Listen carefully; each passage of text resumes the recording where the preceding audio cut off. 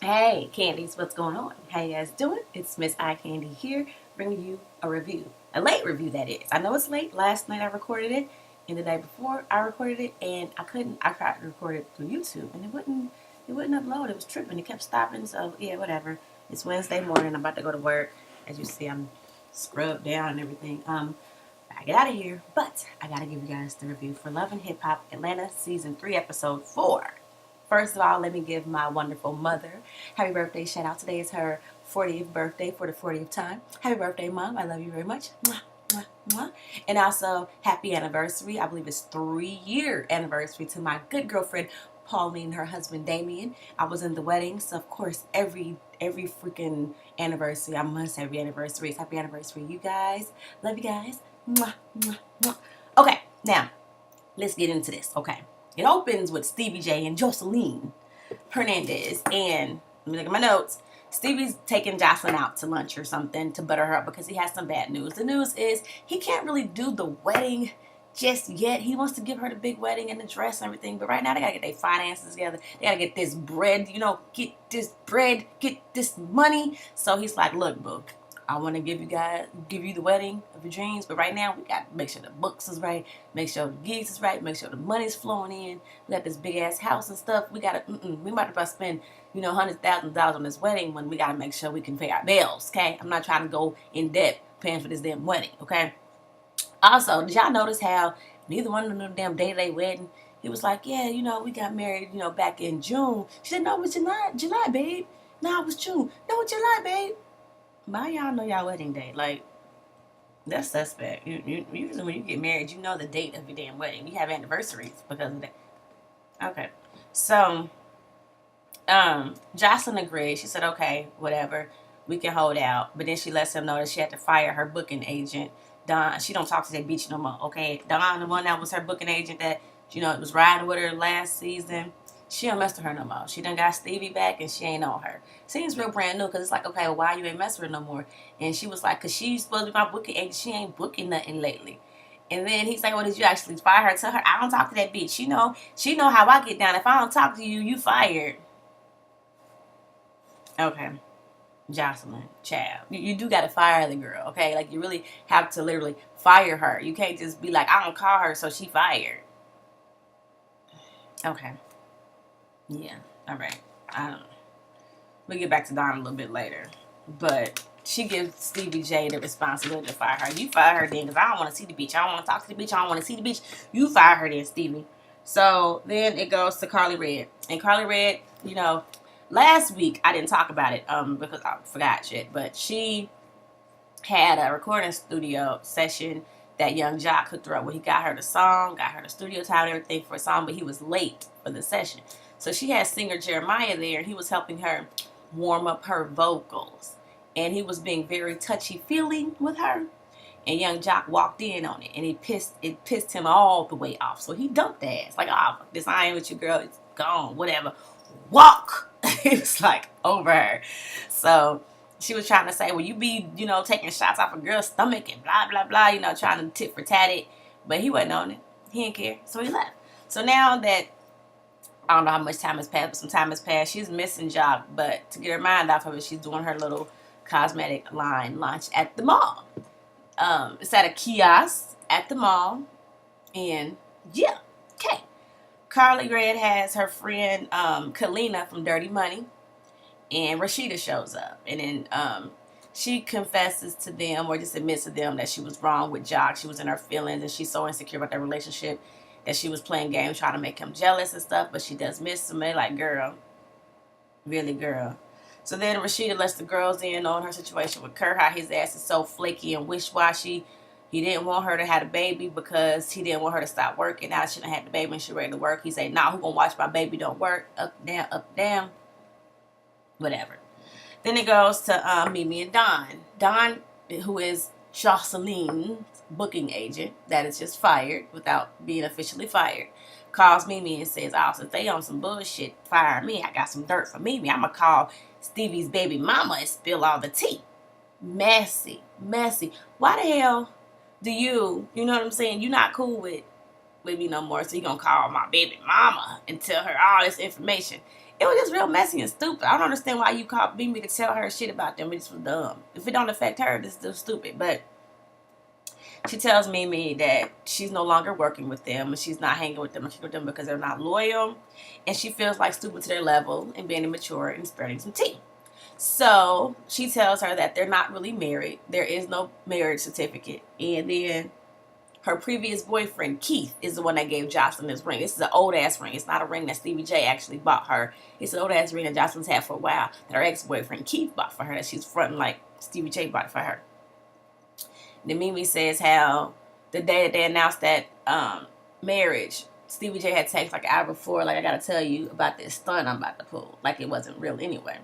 Why the hell does it matter though? Like, I don't understand the whole situation. Okay, if he married, he married. If not, he not. You got crazy ass, ugly ass Nico. So why do you care if he's married to Jocelyn, if he's not married to Jocelyn? Like, at the end of the day, why the hell does it matter? Like, who cares? They can fake this sham if they want to. Who fuck cares? I don't care. Like, whatever.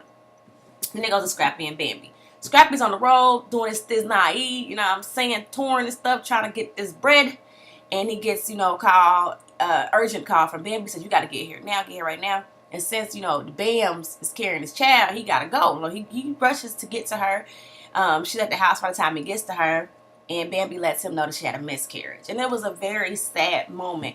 But it was also very comforting to see Scrappy in a new light. Like, Scrappy was being very, very comforting her, very supportive of her, you know, and she was sad. You could tell he was sad at the blow because he wanted to have a little homie. He said, man, he could have swore he was about to have a little homie, and now he gone. So it was really sad that they lost the baby. But like I said, it was nice to see Scrappy being supportive because we seeing so much of Kurt's ass being horrible to his wife. Scrappy is, you know, treating Bambi much better. And it was just nice to see that. Then it goes to Tambi and Waka Flocka. Waka also has been on the road touring. And he's home for a little bit. And he's in the bed sleeping because he's tired. The boy's tired. And Tammy's doing laundry. And she's like waking up like, get up, do your laundry, nagging his ass. Now look, Tammy, I don't know what you do for a living, but I don't like you do nothing. If the dude is out here making the bacon, touring, tired and shit, and he trying to rest, you can fold his damn drawers. Now leave him alone, let him sleep, okay? But they talk about the wedding and the crazy ass Mama Deb Atney talking about how she's gonna give her son. I'm gonna give my son away to you, crazy ass woman. And he's like, man, Mom's crazy. I'm just ready to go to the courthouse and get done because I just want to have a baby. Then, you know, Waka's gonna be chill too. I think Scrappy and Waka are gonna be the good guys this season that we can actually tolerate because we're going to be so disgusted with Kurt's ass. Well, Benzino's always good. Benzino ain't never bad. Stevie J, like, he the good guy. He think he the good guy, but he a headache too. So, I mean, I like Scrappy this season and Waka so far. I don't know Waka enough to know just yet, but okay. Then it goes to Kurt, Benzino, and Stevie J, and Kurt is the pappy. And now that he's the pappy, he's still not connecting with Rashida right. So, you know, he got an idea to get her this nanny so she can get back to working to make her happy. The waitress, Jasmine, comes up to take their order. We seen her, you know, last week or whatever.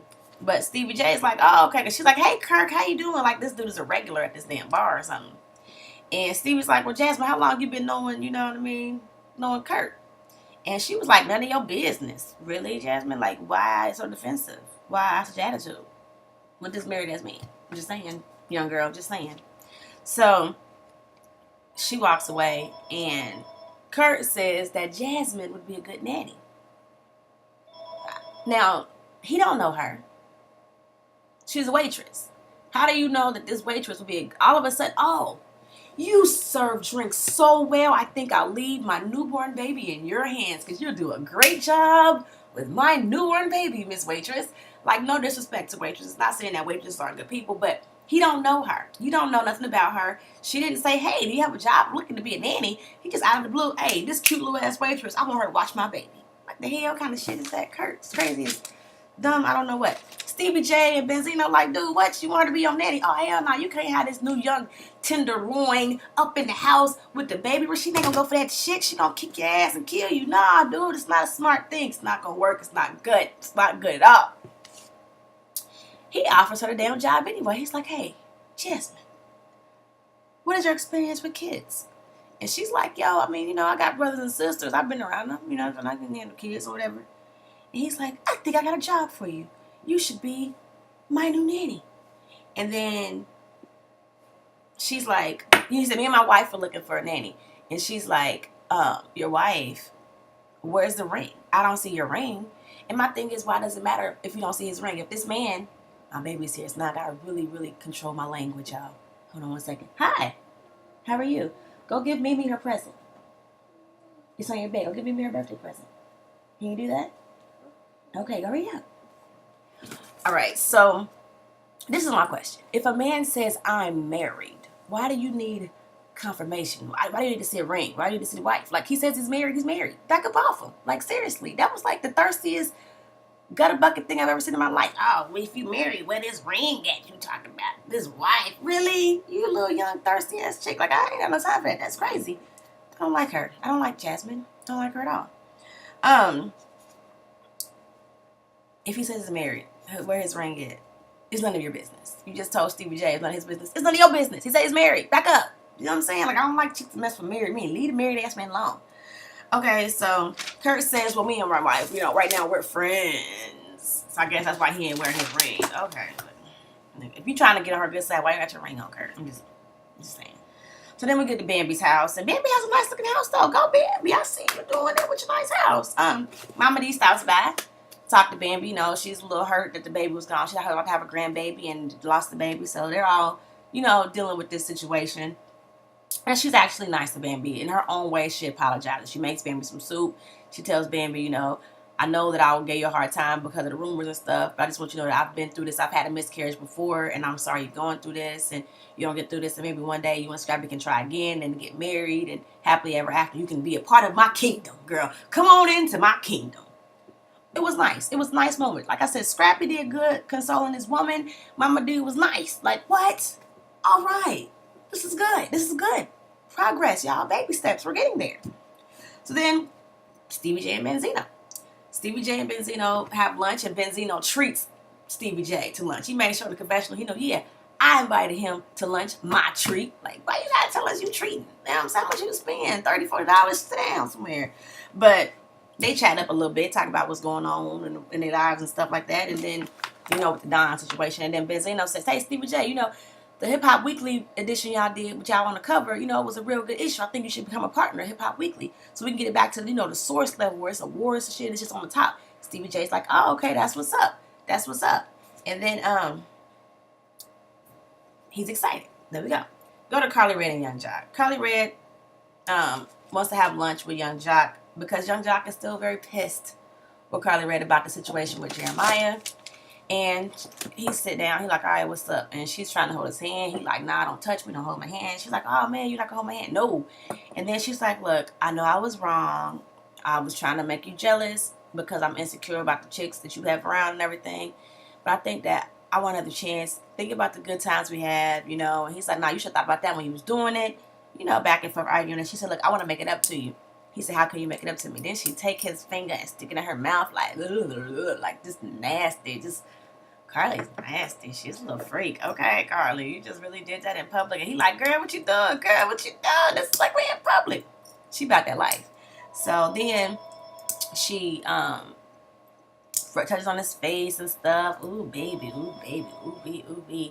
And then she goes and gives him a kiss, and he just forgives her because she knows what he likes, and she has it like that. So then we go to Stevie J and Don. Stevie J meets up with Don to officially fire her, but he doesn't really get to fire her because she's ready for him. She knows what's coming, and she's ready to just go all out. So these are the things that she spread out there about Stevie J in his face. Jocelyn had bad credit. She was the one that got her the apartment that she had. It wasn't Jocelyn. Don got the apartment for Jocelyn because she was not only her booking agent, she was her friend. You don't own your car, Stevie J. Shit is rented. You rent your house. You don't own that shit either. And you guys aren't really married. That's what she says. That's what she says. And you haven't had a hit since Ronald Reagan was in office. Like, she was just throwing out stuff like bam, bam, bam, bam. And he just like, whatever. He throwing all these insults, blah, blah, blah, blah, blah. She leaves. She's so mad she leave her jacket. He like, it was cold outside holding her jacket up. But she leave her jacket. My thing was, girl, I went back and got my damn jacket. I'm not about to leave my jacket like that. Tammy and Dead.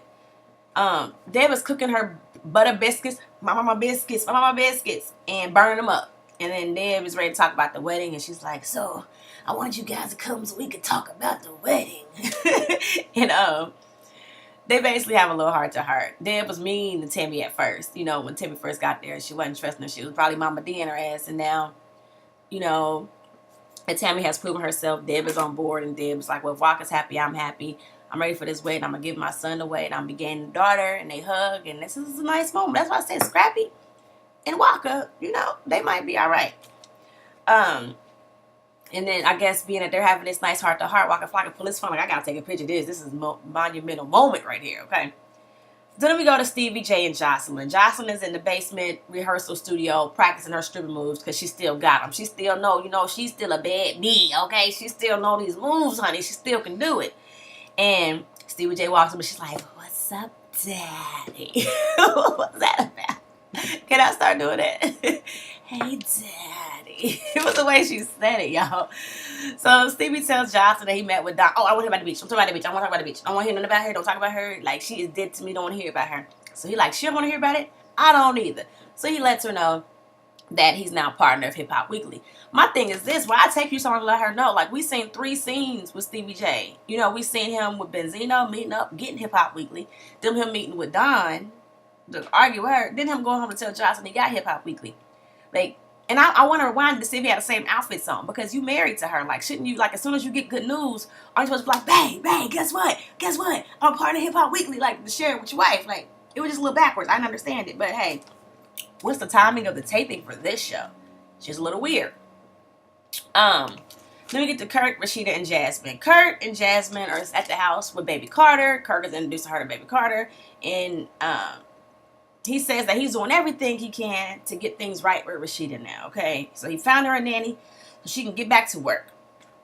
In walks Rashida. Rashida sees this scene and she doesn't look very happy about it, like, at all. So she's like, what the hell's going on here? He's like, well, look, I got this, you know, I'm introducing Jasmine to Carter because we need a nanny. I think this is going to work. And she's like, okay, so you decided to take it upon yourself to go get a nanny without discussing it with me. Where did you meet her at? He said, well, she works at the bar that I frequent often. Okay, so you got some random, no disrespect, boo, some random bartender chick to take care of my newborn ass baby that you don't even know. What the hell is wrong with you? And then she was like, you know, you should discuss this stuff with your wife. And then here comes Jasmine interjecting in the conversation. Well, I was under the impression that you guys were separated and just co-parenting. And she's like, really? Okay, you need to give me my baby and you need to walk her ass out my house. Point blank, end of period. So he gets up and he walks out the house and he comes back and she said, how are you going to just bring some chick up in here that you don't know? Like, that don't have no credentials as being a nanny. You know, you just meet some random chick at a bar and think all of a sudden, hey, she'll be a great person to take care of my baby and bring in my house when you don't even know this broad. You crazy. Get on my face. High five, Rashida. I felt you, girl. I did more than that, though. Like, I don't Kirk. Kirk is like this dumb, like, I know we all say this stuff can't be real, but, you know, being that we watching it, we got to act like it is. But it just can't be real. It can't be real. It just can't. Like, it don't make no sense to me. Okay, so then goes the young jock, Carly Red, and Kadia. Okay, they go look at this house that Young Jock is getting for the both of them, and Kadia is in her realtor, you know, form. She got her speech all prepared. Guys, it's 7,000 square feet. It's this tall. We have a view of the ocean. We looking at this. Like, she just got a little speech all the way together. And they start to walk. And Carly said, hey, wait, Kadia, aren't you the girl that drove us to Alabama? And aren't you like his stylist? She said, yes, I wear many professional hats. They get in the house. She shows them the staircase. She shows them the sitting room. She shows them the kitchen. Young Jock, and then Carly Red gets real thirsty. I don't know if she's trying to make it known that she's with Young Jock and she's his woman, because she's like, baby, can we have sex on this kitchen counter? He like, yeah, as you want. She's kissing on him and stuff. Just looked like a thirsty old bride looking for attention. Like, it was like, girl, what are you doing? So then Young Jock is like, yo, what about the sound system in the house? You know, what is that about? And she's like, yes, actually, it's wiring in this room over here. And you can look at it and it's really good, blah, blah, blah. Okay, Kurt, I'll be right back. I'm going to go check this out because y'all need to know about the sound system and stuff. He leaves. Carly Red said, look, chick, are you effing my man? And she's like, do you mean, am I having sexual intercourse with him? And Carly was like, yes, Monica Lewinsky. Are you sleeping with him? Are you banging him? What's going on? Are you doing it or are you not doing it? Because I know my man gets around. And I know you get around. So are you banging him? And she said, well, yes. The only person I am getting around with is your man. And I do it every day, every night. Boom. I was like, oh, okay. She just like kind of, yes, I am begging him. What you gonna do? Like, ooh, so next week it picks up from there and we get to see what Carly gonna do. We see like fight and stuff like that, and then Young Jock is like, yeah, I'm smashing her. My thing is, Young Jock, how you gonna get mad that she's flirting with Jeremiah, but you over here banging, you know, the real estate stylist driver chick? Like, really? Like, really? Like, comment, and subscribe, y'all. I gotta go. Once again, happy birthday to my mama. I will see y'all later. I know I didn't do the house husbands thing. It was interesting enough, but I didn't do it. And then R&B Divas. All right, I'm gonna catch up. I love y'all. Talk to y'all later.